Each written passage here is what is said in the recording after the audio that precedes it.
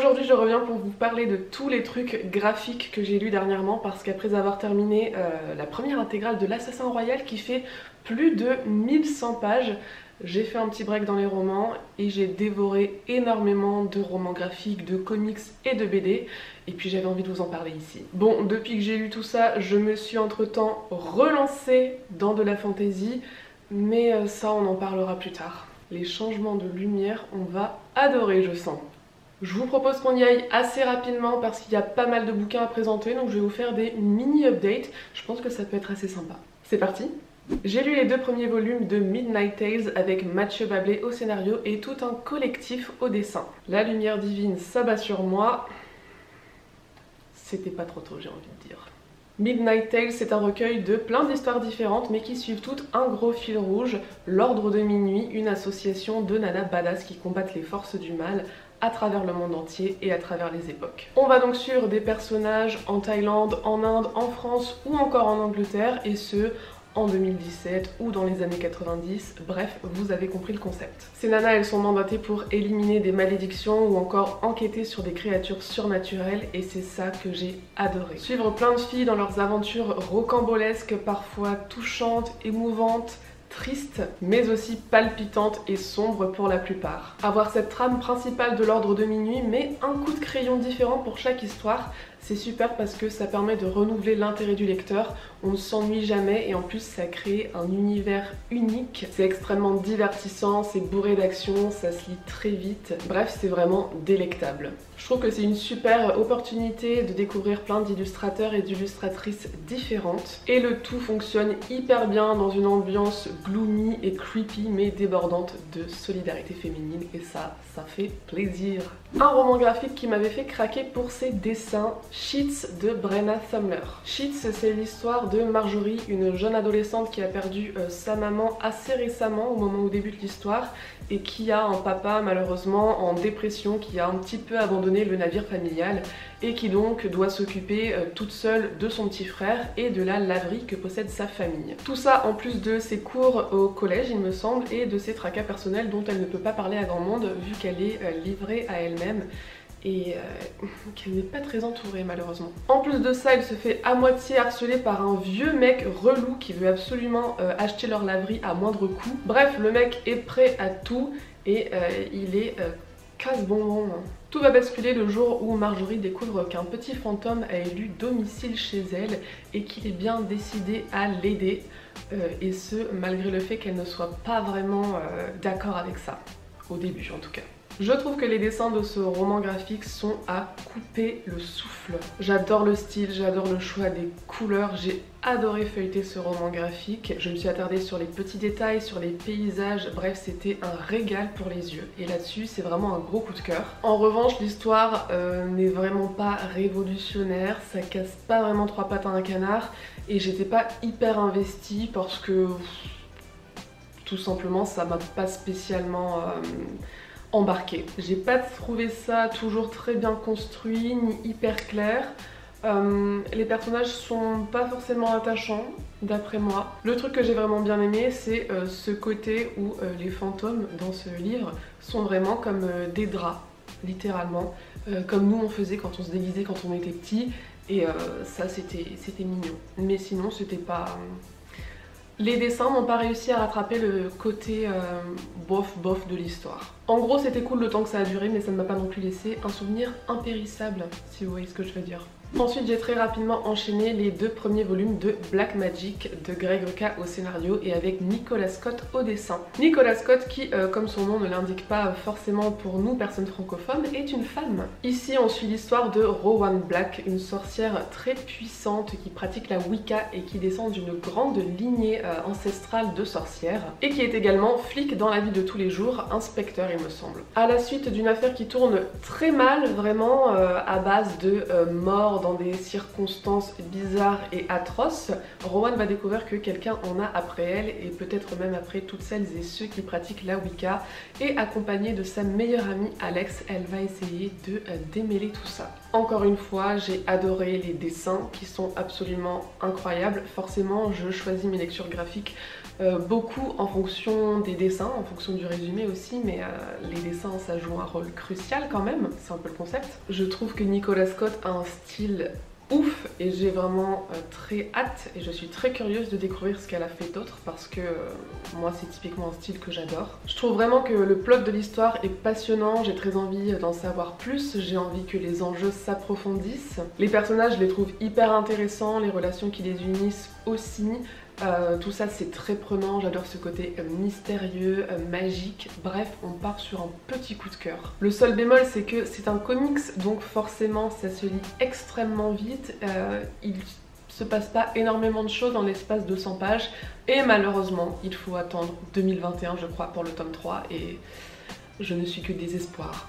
On revient dans du fantastique francophone avec le premier tome de la saga Freak Squill de Florent Maudoux, dont j'avais d'ailleurs découvert le trait dans le deuxième tome de Midnight Tales et qui m'avait carrément conquise. Freak Squill, c'est l'histoire de 3 étudiants, 2 filles et un loup, oui, qui se retrouvent partenaires de TD à la fac, mais pas n'importe quelle fac puisqu'il s'agit d'une université où on apprend à devenir des super-héros, rien que ça. Malheureusement pour eux, ce sont les 3 plus nuls de leur promo et ils vont donc devoir redoubler d'efforts pour passer les examens et ne pas se faire virer. Le ton est très drôle mais un mystère plane sur toute cette histoire et sur ce premier tome et j'ai hâte de voir ce qu'il va en être dans les tomes suivants. J'ai beaucoup aimé les personnages qui sont tous hyper différents les uns des autres, chacun a sa petite personnalité, j'adore ça. Les settings d'école où on apprend à devenir quelque chose, j'adore. Il y a un côté assez loufoque dans le fantastique qui marche hyper bien, avec quand même ce côté mystère sous-jacent qui moi me titille vachement et me donne envie de découvrir la suite. Encore une fois les dessins sont très plaisants, j'aime beaucoup le style de Florent Maudoux et j'espère que la suite sera encore mieux. C'était une très belle entrée en matière en tout cas. J'ai enfin lu Through the Woods de Emily Carroll. Un peu comme dans Midnight Tales, c'est un recueil de petites histoires, mais ici il n'y a que Emily Carroll aux commandes avec un dessin des plus creepy et lugubres, mais malgré tout, tout ça est assez poétique et lyrique.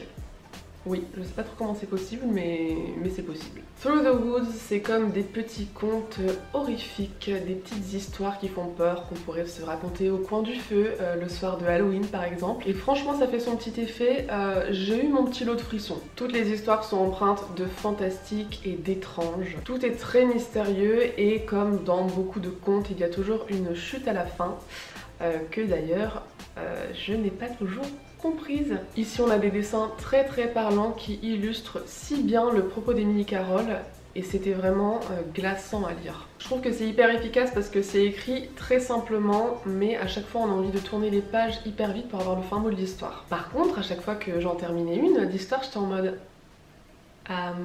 j'ai compris ou j'ai pas compris? N'hésitez pas à me dire si vous l'avez lu, si tout était clair pour vous ou si justement c'est censé être genre on sait pas trop. Mais moi je me sentais un petit peu stupide. Mais bon, ça n'a pas gâché le plaisir de lecture, je vous rassure. C'est la première œuvre que je lis de cette autrice très connue, Pumpkinheads de Rainbow Rowell. Ici on suit la dernière soirée de travail de 2 collègues, meilleurs amis qui travaillent dans un champ de citrouilles aux États-Unis, dans lequel il y a plein d'activités à faire, tant pour les visiteurs que pour le staff d'ailleurs. Et pour leur dernier shift, avant de partir à la fac, la nana a décidé d'embarquer son meilleur pote tout timide dans une aventure rocambolesque dans ce champ de citrouilles immense pour que enfin il puisse parler à une nana qui travaille dans un autre stand et pour qui il a un crush de l'espace depuis environ 3 ans. À partir de là, ils vont se retrouver à courir partout à la recherche de la nana en question, en faisant des petits stops à chaque stand bien sûr pour manger des trucs tous plus gourmands les uns que les autres. Et ça m'a donné faim. J'ai beaucoup aimé cette ambiance typiquement américaine du pumpkin patch où il y a plein de trucs à bouffer, ça sent la pumpkin pie, la pomme d'amour, le popcorn, le cidre. Bref, ça dégouline de gourmandise. Ça dégouline aussi de bienveillance d'ailleurs. Les personnages sont tout ce qu'il y a de plus cliché. On a la nana bien dans ses baskets, à l'aise avec elle-même et avec les autres, et hyper drôle, qui a beaucoup d'amis, versus le meilleur ami, tout timide, un peu gauche, qui ne sait pas vraiment exprimer ses sentiments. Mais ça fonctionne. Pour un petit moment de détente, sans prise de tête et avec étalage de bons sentiments, c'est pas mal. Le message était sympa pour celles et ceux qui l'ont lu, n'hésitez pas à me dire ce que vous en avez pensé. En revanche, j'ai plus de réserve sur la toute fin, il y a un petit twist que j'avais vu venir et que je trouve bon, pas forcément nécessaire, mais bon, c'est un petit peu l'autrice qui décide, j'ai envie de dire. Et enfin, je vous parle de Thornhill de Pam Smith. C'est un roman graphique, littéralement, puisque c'est écrit sous forme de journal entrecoupé par des pages d'illustration, assez difficile à lire puisqu'on y aborde le sujet du harcèlement scolaire. Le journal intime, c'est celui d'une jeune orpheline qu'il a écrit dans les années 80 pour y raconter les tourments que lui faisait subir une de ses consoeurs à l'orphelinat et avec qui elle allait également à l'école. Et en parallèle, les illustrations nous racontent l'histoire d'une jeune fille qui a à peu près le même âge, mais cette fois-ci en 2017, et qui emménage juste en face de cet orphelinat qui a fermé depuis bien longtemps pour des raisons un petit peu obscur, et en tout cas après des événements tragiques, ça c'est sûr. J'ai été complètement conquise par cette ambiance sombre et glauque mise en place par les dessins en noir et blanc. Visuellement c'était magnifique, mystérieux aussi, lugubre, très sombre. Par contre c'était aussi très dur. Ce roman m'a un petit peu brisée sur le coup. J'avais un petit peu envie de chialer quand je lisais les tourments de cette pauvre jeune fille qui est constamment martyrisée par une autre nana du même âge, qui a été prise pour cible par cette fille et qui est constamment harcelée et qui n'a personne vers qui se tourner puisque les institutions ne font pas correctement leur travail, parce que les éducateurs ne l'aident pas, parce qu'elle a l'air bizarre et renfrognée, elle qui est quasiment non-verbale tant elle a subi de traumatismes. C'est une histoire que j'ai malgré tout beaucoup aimée, malgré ce côté déchirant, parce que j'ai ressenti tellement de choses, tellement de compassion pour cet enfant et tellement d'amour et tellement d'élan de... Je sais pas, mais quand tu lis ça, t'as qu'une envie, c'est de rentrer dans le livre, de l'aider, de la sortir de là, de tout lui donner quoi. Enfin bref, c'est complètement... ça a ce côté gothique et c'est horrifique dans la réalité des choses, et c'était très touchant et j'ai beaucoup aimé. Par contre, si vous êtes sensible à ce sujet, c'est peut-être pas la meilleure chose à lire pour le moment. Voilà, c'est tout pour les lectures graphiques que j'ai lues récemment. Je sens que je vais péter les plombs au montage parce que un coup je suis blanche et un coup je suis sombre. Ça me résume bien ça. J'espère que cette vidéo vous aura plu, qu'elle ne vous aura pas trop fait mal aux yeux. J'espère que vous avez mis des lunettes de soleil. N'hésitez pas à me dire si vous avez déjà lu certains de ces livres ou si d'autres vous font envie. Et moi je vous dis à bientôt pour une prochaine vidéo qui a déjà été tournée. Miracle! Bye!